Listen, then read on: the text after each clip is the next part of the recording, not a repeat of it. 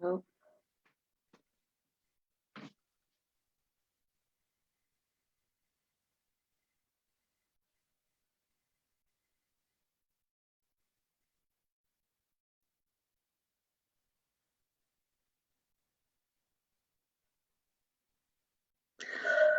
Hello and welcome to the second health question and answer session on Facebook during this lockdown.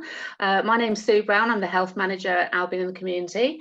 And thanks to the lovely feedback that we got from our session a couple of weeks ago, we thought we'd give this another go.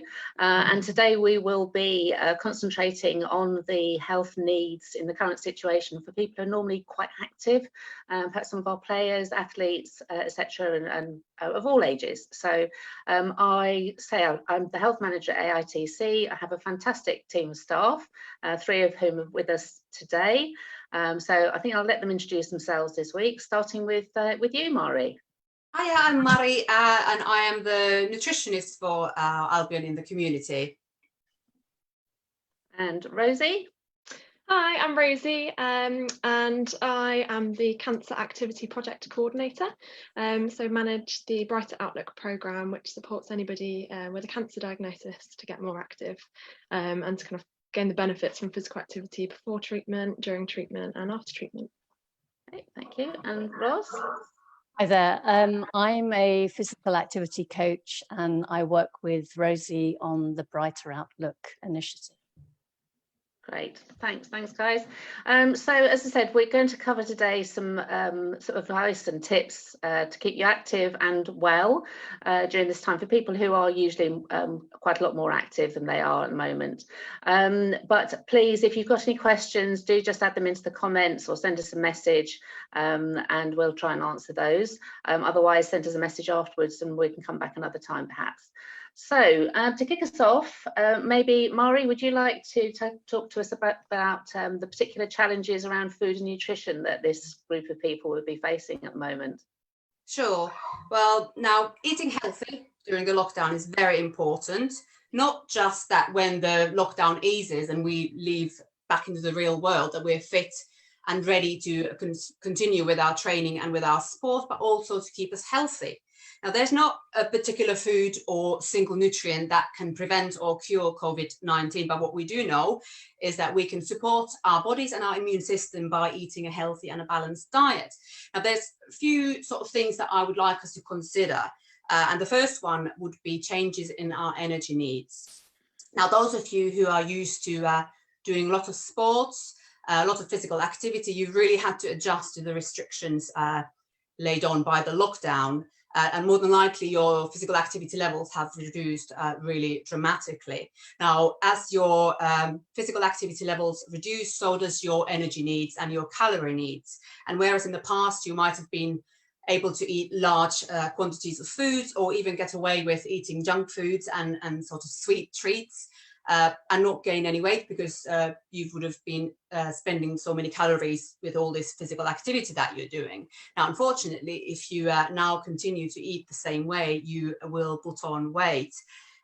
So what I would like us to think is I would like us to think food as fuel for our bodies.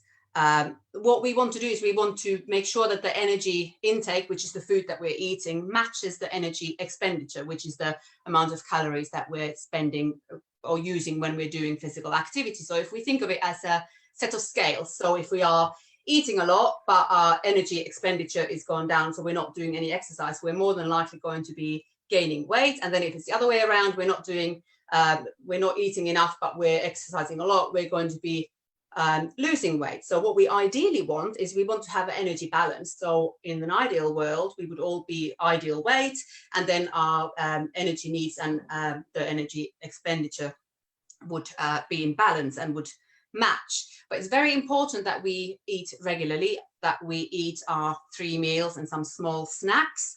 If we do this, we're not going to get starving hungry. We're going to maintain our energy levels. We're not going to get hangry. We're not going to be having some bad snacks that we shouldn't be having, and it's just very good for our overall health. So if we think about portions, like if we think about our plate, so 1/3 of our plate should be made out of vegetables and salads. Then we have 1/3 of carbohydrates and then some protein and also a bit of dairy and some healthy fats. So this is slightly different from when you would be doing your full-on heavy training or doing your competitions and matches and things like that. So pretty much following the Eat Well guide. And if we eat like this, we will be getting all the macronutrients that we need, as well as all the minerals and vitamins that we need for good health. So that was the first thing to consider. The second one is snacking. And boy, do we love snacking. Of course we love snacking. National pastime now, isn't it? There's nothing better than reaching for that biscuit tin or having that second packet of crisps, especially when we are bored. And I think the best way to avoid this excessive snacking is to be prepared. So make sure that you've got some healthy snacks available. So low fat, low sugar yogurts, have some fruit, vegetables, sticks, you know, with hummus and other bean dips, some crackers, cottage cheese. Have these instead of the unhealthy things. Because I said earlier, food is fuel and snacks are food as well. So all the time, especially when you're a sports person, you should be thinking, what is this adding to my overall nutrition and what is it doing to my health? So if you consider, so you might have a large bowl of fruit salad and then you've got a pork pie, like just a small pork pie. Now they're both about 200 calories, but the bowl of fruit salad is going to have fiber, it's going to have vitamins, minerals, it's going to make you feel all jolly and happy because it's colorful and it's tasty and it's lovely, and you're going to be full for longer time. If you have this little pork pie, it's one mouthful full of saturated fats and salt, which are both very bad for you. So to avoid the snacking, you know, just do something else, do some exercises, call a friend, simply just don't have these things in your house so that you can't have them. Or have a glass of water, because quite often when we sort of feel peckish and we think that we want to eat something, then actually we're just thirsty. Now, of course, this now beautifully brings me to the third thing that I want to talk about. One would think that this was planned. So hydration, keeping hydrated, drinking lots of water. Now, 70% of us is actually made out of water. So even when we're not doing lots of exercise, we still need to be drinking water. Now, as sports people, you're probably used to having your bottle of water with you all the time when you're out there playing football or at the gym, whatever you're doing. It's just one of those sort of universal facts that we all accept, that when you're doing sports, you need to be drinking water and keeping hydrated. Now, of course, when we're doing exercise, we get hot and we get thirsty, so it just makes sense to be drinking lots of water anyway. But when we're not doing the exercise, we can easily forget that we still need to drink this water. Now, even kids as young as 4 to 8 year olds, they need to be drinking 1.2, 1.3 liters of water, which is like good 6 or 7 glasses of water, sort of 200 milliliter glasses. And then once we're sort of 14 or over, then it's 1.5 liters, 2 liters, just depending on whether it's hot or not, and to our size as well. But Mari, does it have to be just pure water, or can with kids drinking that much? I can imagine that could be quite difficult with a child that age, getting them to drink that much water. Maybe you could have low sugar or sugar-free squash, or you could have milk as well. Now I'm a big fan of milk. And it's very much to do with the types of drinks that we're choosing. So avoiding the sugary drinks, sugary soft drinks, fruit juice as well counts into this sort of sugary drinks group. Not only are they like full of calories, but they're also full of sugar and they're really bad for your teeth. And then things like energy drinks, which are like the worst thing in the world, they're also full of caffeine, which can really interrupt your sleep. And then can you guess what is the last thing that I'm going to be talking about? Of course, I'm going to be talking about sleep and rest. That's another thing that we should be really paying attention to now, because we're not going to school or college or work. You know, there's no sort of external routines forced upon us. It's so easy to just stay up late and watch telly, chat to your friends, play games, be on Facebook or anything like that. And then we go to bed really late and we wake up and we're tired. And then as a result of that, we want to be eating the unhealthy foods and junk type foods, and we're not really going to be wanting to do exercise if we're really knackered, and we might even have one of those dreaded energy drinks to give us a bit of a boost, which then affects our sleep next night. So it's a vicious cycle, and we really need to remember that we need to have 8 hours of sleep, and if you're younger, then even more than that, just to wake up refreshed and rosy cheeked and ready to face the world.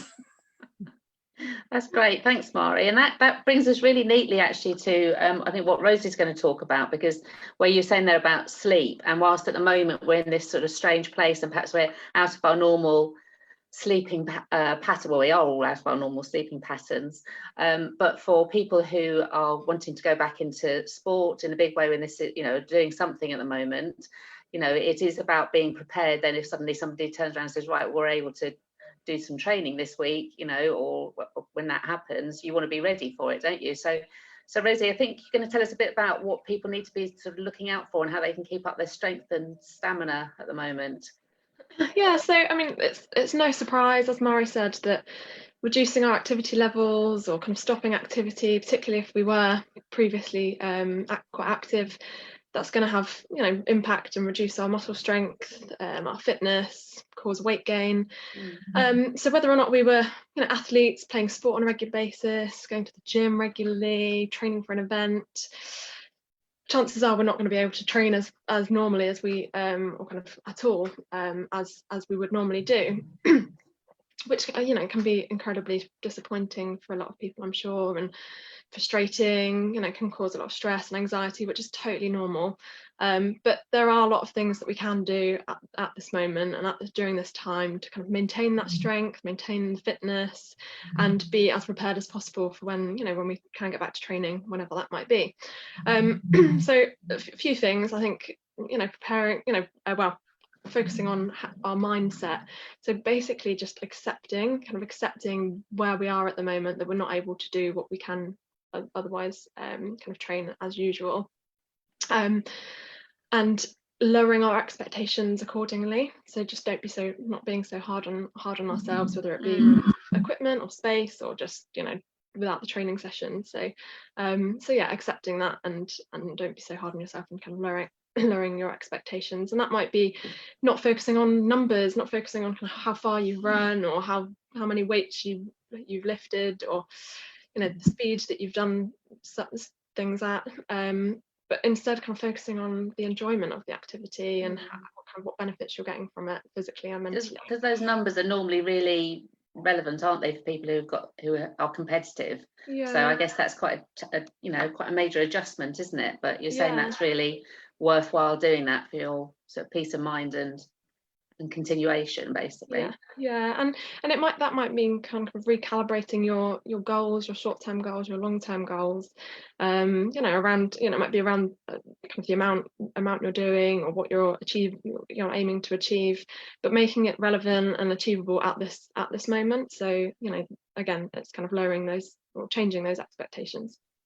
And then kind of brings me on to kind of focusing on what we can do and what's in our control, and kind of kind of forgetting about what what's out of our control, and thinking about what we can do. So using this time might be useful to focus on improving something about yourself, whether it be maybe you've had a dodgy knee that's affected your performance in the past, or something else, but using that time to build up strength and stability and mobility, core strength. You might want to work on your balance or coordination, or kind of developing a skill, if you've got particular football skills that you can do in the garden, and maybe even kind of mental skills. So a lot of athletes, elite athletes, use visualization. So literally imagining and picturing yourself doing the activity has been shown to improve performance. So doing that, or kind of researching your sport, building up your skills in that way, watching videos,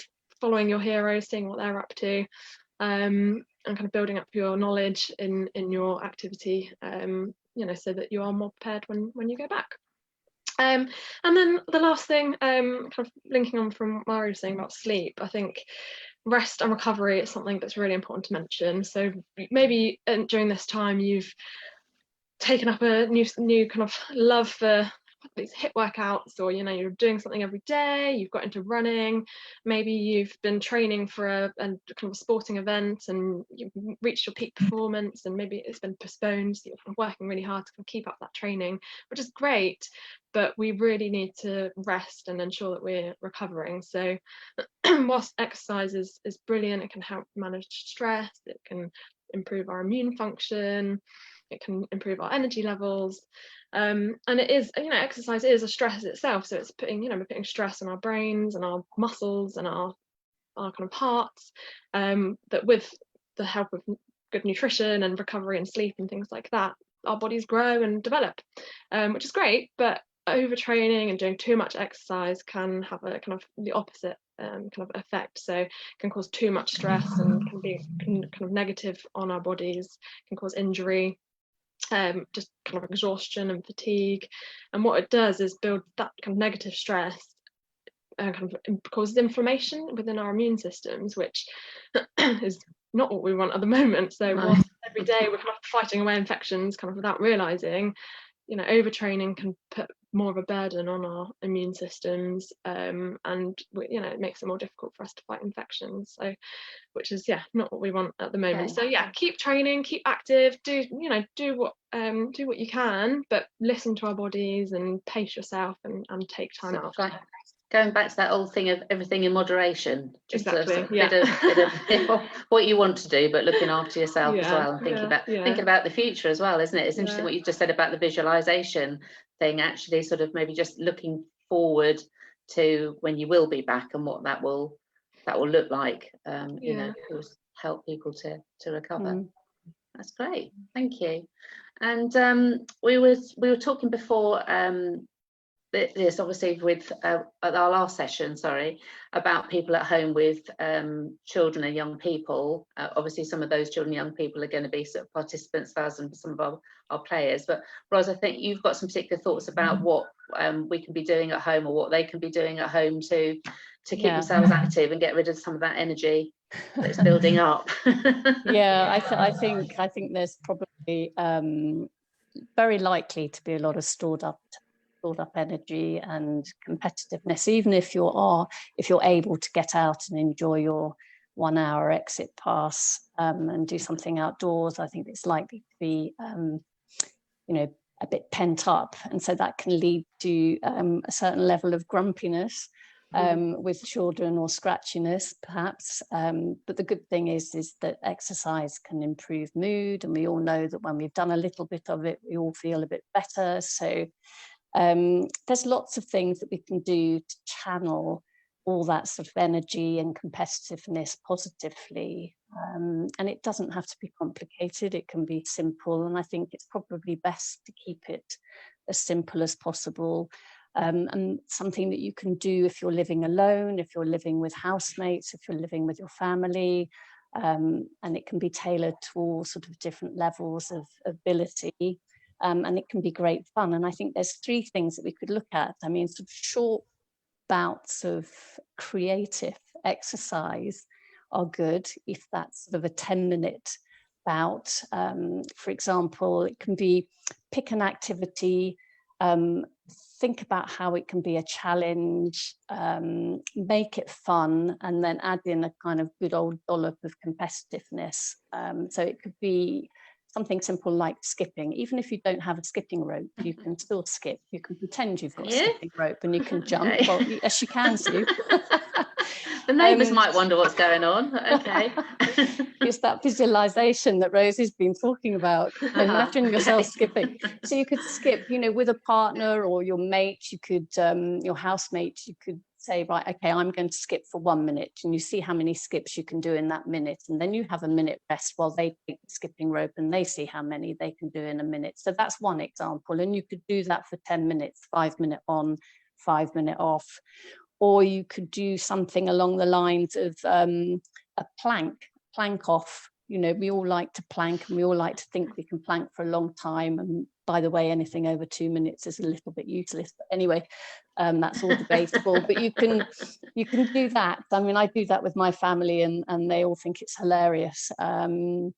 And there's other stuff, if you've got the kit. My colleague Liz was talking about hula hooping the other day. If you've got a hula hoop, then great, hula hoop, see who can do it for the longest.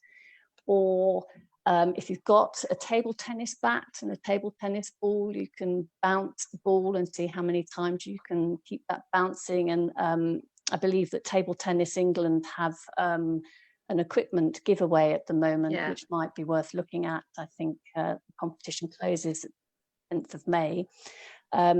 But that would be great. So it's something that can be fun, but sort of entertaining. And then you can almost create your own game. So you could all get together and throw, you know, write on a little bit of paper an exercise, 5 exercises, pop it into a hat, and then you do that thing of sort of sharing the hat round and doing that exercise for a certain level of time. So it's all, you know, be creative with a bit of physical activity, or you could turn games into something that has a physical activity element. You know, you could play a board game, you could do Monopoly, but instead of when you land on Park Lane paying, I don't know how much you have to pay on Park Lane, you can do 10 burpees instead. You know, you could sort of change it around a bit. Or if you've got a set of Twister, I might be showing my age here, but you've got a Twister up in your loft, you know, get it down, play the Twister. Or Rosie and I were talking about the other day, you know, games like Pass the Orange that you sometimes play at Christmas, where you have an orange under your neck and you have to, or Rosie was talking about a cereal box game. So it's all these things that add in a bit of physicality, bit of fun, bit of a giggle, and you know, some benefits going forward. Or you learn something new, as Rosie's just mentioned. You know, you can learn something that's going to benefit you for your training when you are able to go back to your normal training. Or you can learn how to juggle, or you could learn how to I don't know, table tennis, whatever you think, you could do that. I mean, there's so many resources out there. And I think it's good if you get a structure and say, well, okay, as a family, Monday is burpee day, Tuesday is plank day, and, you know, Wednesday skipping, and Friday night is dance night. Oh, you know, we want to hear more about your disco nights. Oh, my disco nights. Yeah, well, we have disco nights on a Friday, and we each choose a genre of music, and you can't change it, even if you hate it. You can't change it. You have to just go with it. And I have to say, it's hilarious. And dancing is such a great exercise. So that would be fun, isn't it? Yeah, it's fun. And I think there's you know, there's lots of things that can be done. You just need to be a little bit creative about it. And you can add in a bit of a reward element as well. So you could create perhaps a little star chart where, you know, if you've won the burpee challenge that Monday, you get a star, and then maybe you get an extra half hour of Netflix or something like that. And there's lots of resources out there that you can use. There's so many virtual challenges. We have exercise videos on our YouTube channel. Premier League are doing some great stuff in their Stay Well campaign, and the BBC Super Movers are fabulous. Lots of opportunity there. Yeah. Thanks, Ros. That's fantastic. So many things that you can actually do indoors, because, you know, so many of us don't actually have that lovely outdoor space to enjoy. So things that families can do together or kids can do on their own, really helpful to, you know, just sort of think a bit creatively, which can be challenging in itself when you've got so many other things going on. But really appreciate that. And just you mentioned there the Premier League and the Super Movers, and of course our own Albion community source. I think we're going to have the links put in the comments after this, so anybody that's watching, if you want to click onto those and find some other fantastic resources. And so we're building things all the time. I think this afternoon, I think Rosie's going up on our YouTube channel doing some little soccer size exercises that you filmed last week, didn't you, Rosie, that can be done safely indoors. Yeah, and you don't need any experience of football to do them. Just football. Just a football, or, you know, even any sports ball, or you did really even well. tins of food. So tins of food, did you say? Yeah, there's no bouncing. that caused me to smash a glass. Some frozen veg around or something. That's fantastic. Okay, so well, just before we get back to Maury's going to talk about that food and mood thing again, which I think is so important as well at the moment. We've had a question. Ross is asking, how are you all keeping busy?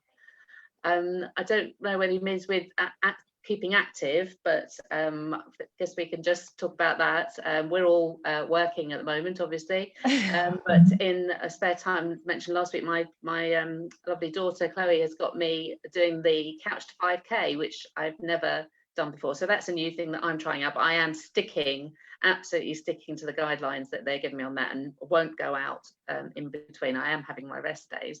So that's been really good for me, just seeing that I can do that. What about you, Mari? What do you Well, I'm very lucky. We've got a static bike at home, so I'm going on the bike every day, usually when the news are on. So that's my kind of counteracting the doom and gloom of the news. And I've got a kettlebell as well, so I'm sort of experimenting with that. And I've also got a 5-year-old, so I'm doing a lot of zombie dancing. So where you just sort of walk around pretending to be a zombie and all sorts of obstacle courses. And I think you could patent that, Mari. I think that's a winner, that one. Yeah, so it is some really strange, but it's a good idea if you've got young children. You know, they don't necessarily always take a direction so well, so get them to direct you. So a lot of spinning and sort of running around in circles and bashing into doors, but yeah, so it's keeping me busy and hopefully fit as well. Right, okay. What about you, Rosie? Well, I was thinking about this question actually. I seem to be filling my time with random bits and bobs. I think it goes to show that I've a bit of a short attention span, that I try something and enjoy it for a bit, and then I'm like, oh, next thing. So I've taught myself crocheting, and I've taught myself a song on the ukulele. Probably won't remember it, after a week or so. Just had a ukulele lying around. It was very dusty, and I've kind of using the time to experiment a little bit more with cooking and trying recipes kind of that I wouldn't have done before, picking a cuisine and just kind of trying to be a bit creative with food. So yeah, that's taking a lot of time, which is good. Thanks, Rosie. Ros? Well, similarly, I think I'm trying to do some of the things that I might not ordinarily manage to do or squeeze into my routine. So some of those things like sort of strength and conditioning that always come low down on my my schedule. I do them, but I don't do them enough. So I've been working on those. I have taken up Pilates, which I've always wanted to do. So I'm following a couple of online classes of Pilates. Because normally you are very athletic, aren't you? I mean, I do really, a lot of stuff. I do a lot of stuff. And I mean, I can't swim at the moment. I got my dusty old turbo out. So I'm doing some turbo sessions on the bike, which is good, via Zoom with some of my club colleagues. Nice. And I get out to run, and I run in the morning. I get out really early when it's very quiet. That's nice. That's your day out well. I love that time in the morning anyway. I even got my kids up, go out at 5 o'clock on Saturday. Wow, a special occasion. Morning, so it's the sunrise cloudy. Never mind. Well, I hope that answers your question, Ross. And do let us know in the comments what you're doing to keep busy and how you're keeping yourself active. We'd be interested to know how everyone's getting on. So just quickly, Mari, going back to you, I know we talked about this last time, but I think it's so important at the moment about how we use food, how we can use food to sort of sustain our mood and our well-being. So over to you. Okay, well, in a sort of stressful time like the lockdown is, people react differently. So there's some people who might just eat everything in sight, and then there's some people who might not be eating enough because they're so stressed. So obviously those who are eating too much, they might be, well, more than likely will be gaining weight.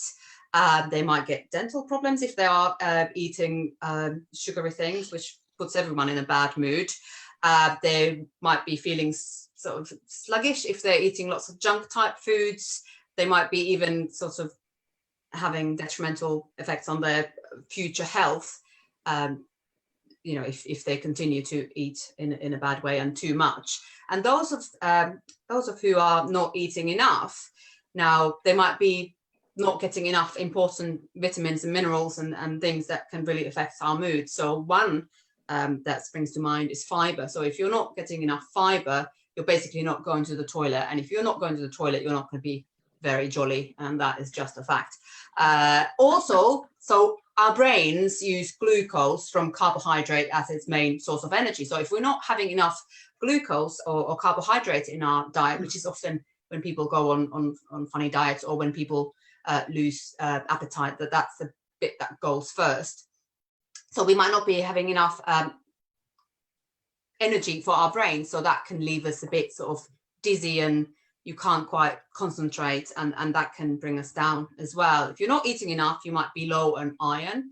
Now, if you're lacking iron, you can feel sort of low in energy and weak as well. There's other vitamin groups like the vitamin B group, selenium and folate, and all of those, lack of those vitamins in our diet and minerals in our diet have been linked with low mood and feeling more depressed. But the good thing is that if we are eating a varied diet and a balanced diet, we will be getting all those important vitamins and minerals that we need. So there's no need for any sort of supplementation. In fact, there's no need for supplementation unless a doctor tells you that you're deficient. Otherwise, you're just wasting your money and you're not getting any benefit from it. But there is always an exception to every rule, and that's vitamin D. Now, as a direct result of this COVID-19 and the fact that we are spending more time indoors, the Public Health England has actually recommended that we should all be taking a vitamin D supplement. Now, very important, not to cure or prevent COVID-19, nothing to do with that. So I don't want this on the next page of some newspaper saying that Albion in the community nutritionist says so and so. No, this is to protect our bones, our teeth, and our muscles. So normally, vitamin D, the main source of it is direct sunlight on our skin. So of course, if we're staying indoors, we're not getting the vitamin D. So that's why the recommendation to take 10 micrograms of vitamin D a day for all population. So sleep as well, very important for our mood. So get plenty of rest and you will feel better and you're ready to face the day.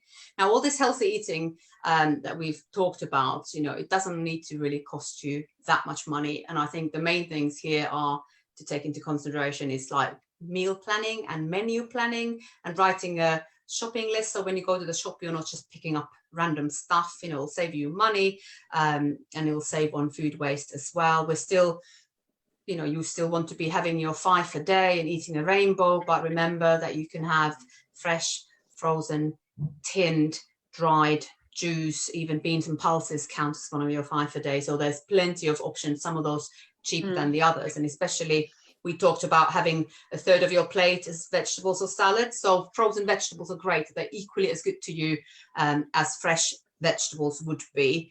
You know, cooking from scratch, like what Rosie was saying, she's really enjoying cooking at the moment. It is actually lots of fun to cook, and it's a nice way to sort of spend an evening with your family.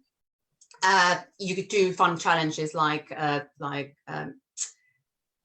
challenge yourself to try something new every week. And what's that challenge where you've got a bag of ready, steady, cook? So that's also, you know, use some ingredients, create something out of this. And then you could make large quantities and use some of that for the next day or for that day when you're not feeling like cooking at all. So you have a healthy meal ready in the freezer as well. And I think the final thing, how food can affect your mood is like, be mindful when you're eating, like enjoy the food, sit down, talk with your family, think about the food, chew the food, don't just gulp it down, turn the TV off, put the phone away and just enjoy the moment and take the enjoyment out of the food. That's great. Thank you, Mari. And of course, you've got a couple of challenges on the website, haven't you, that you've done? One, an advice sheet for young athletes, and also there's a food challenge. I think there's a fruit and veg challenge. It's quite fun. There's some fruits and veg on there I've never heard of. So I know, A to Z. A to Z, there's lots that I haven't heard either. That's fantastic. Thank you all. Thanks very much. I think we're coming to an end now. If we've got any more questions, we'll try and answer them later on. I just wanted to bring something to your attention that's sort of slightly out of this, but something that obviously as we partner with the NHS is very important at the moment, is that they're running a campaign called Open for Business, because they're really keen that people are really worried because the number of GP referrals into hospitals and other services have dropped really radically over the last few weeks, and what they're concerned about is that people may be having signs and symptoms and then thinking, oh well, I don't want to go to the doctors because I might catch something, or I don't want to bother the doctor, they're so busy, etc. So if you have, what I would say is, if you have noticed any changes to your health that you would normally go to the doctor about, please do that. We don't want you sitting on your any signs and symptoms for the next however many weeks or months, and then having a more difficult time at the end of it. Obviously, we have a program called Speak Up Against Cancer. We've got a website, www.speakupagainstcancer.org. So if you have got any strange signs and symptoms and you're worried that it might be something serious, do have a look on that, and that will give you some guidance about the kinds of things to take seriously. Just to say thank you very much again for taking part. I hope that you found it useful. All those resources are there on the Albion Community website, and we'll be posting up some bits later. Do look out for our next Q&A, I think probably in about 2 weeks' time, and we are planning, unless things change, to do a bit more about for people who are living with sort of long-term conditions and probably less active than a lot of people. And in the meantime, just to say, we've got this beautiful sunshine. Well, we have where I live, I'm not sure about anywhere else, but here we've got beautiful sunshine today. It is Sun Awareness Week this week, and we talked before about really needing to take care in the sun and look after our skin. We have got a survey coming out, a sun safety survey, that we'd love your help with. We'll be posting up details soon, and you've got to be in it to win it. But if you go into, if you do it and spend 10 minutes doing that for us, you go into a prize draw to win £50 shopping vouchers, which are obviously very useful at the time being. So that's it from all of us. Take care, stay home, and stay well. And we hope to see you in a couple of weeks. Thanks. Bye. Bye. Bye.